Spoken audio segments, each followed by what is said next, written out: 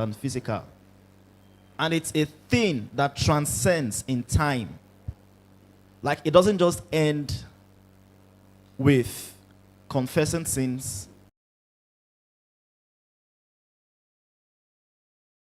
Sometimes the repercussions, the consequences would linger over a very long period of time. And sometimes they could even become transgenerational. That is, from one generation to another. One of the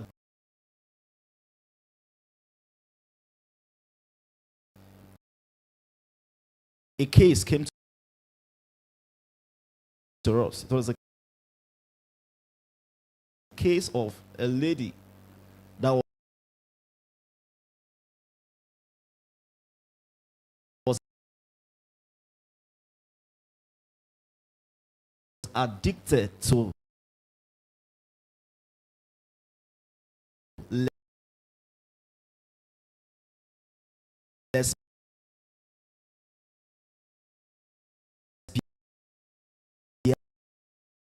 lesbianism.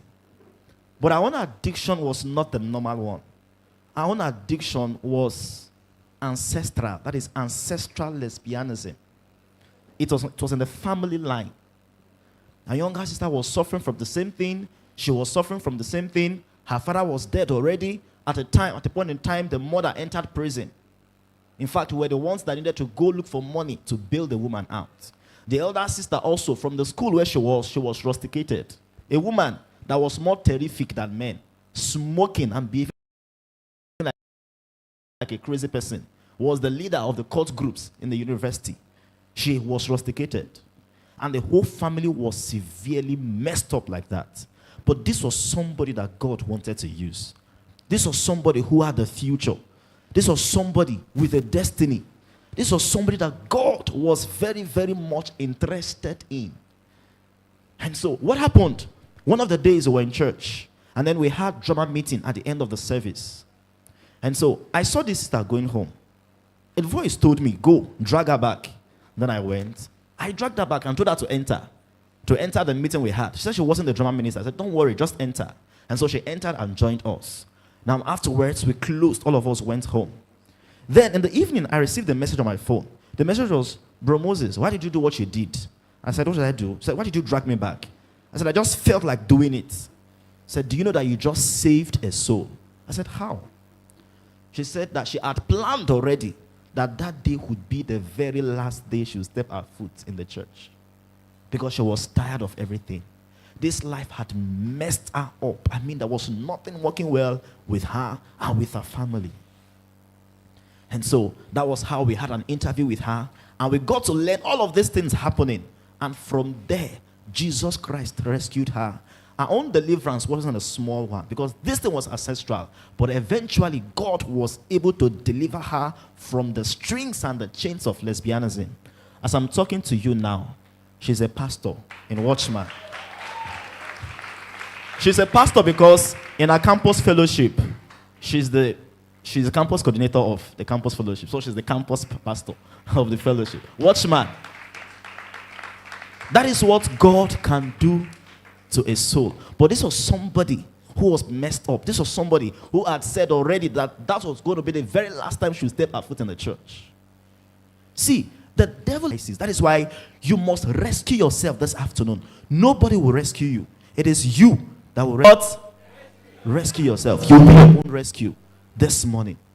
One of the days, somewhere, a brother came to me, very wonderful brother.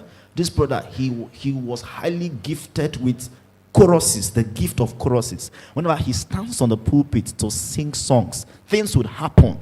Things would happen. He can never run out of songs. If you make choruses 3 hours, he will never get tired. He will just be singing from songs to songs, and the power of God will be everywhere, as it were.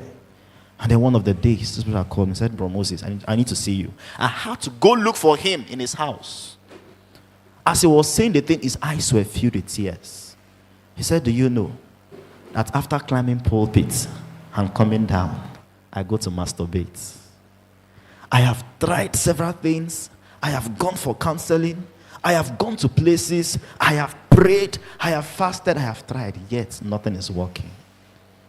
Said, who you are seeing is not who is actually there. But this person you are seeing is just skeleton. He said he was dead.